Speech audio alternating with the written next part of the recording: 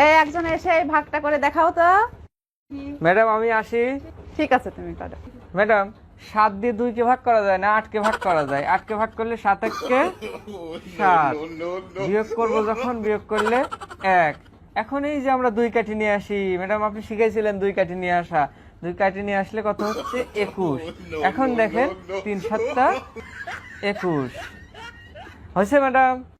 ঠিক আছে, এবার 7 আর 13 গুণ করে দেখাও তো 28 হয় কিনা। ম্যাডাম এটা তো আরো সোজা। এই দেখেন 13 গুণ 7, আমরা গুণ করব। দেখুন ম্যাডাম 3 7 21, আর এই দেখেন 7 1 7, তাহলে এই 7 আর 1 8 আর 2 হয়েছে ম্যাডাম। এবার 13 কে 7 বার যোগ করে দেখাও তো 28 পাও কিনা। এটা তো আরো সোজা ম্যাডাম।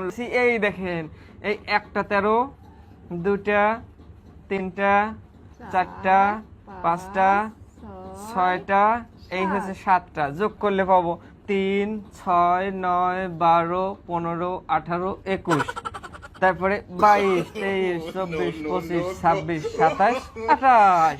এই দেখেন কত সোজা। আমি আর কি বলবো, আমি তো এমন অঙ্ক জগতেও দেখিনি।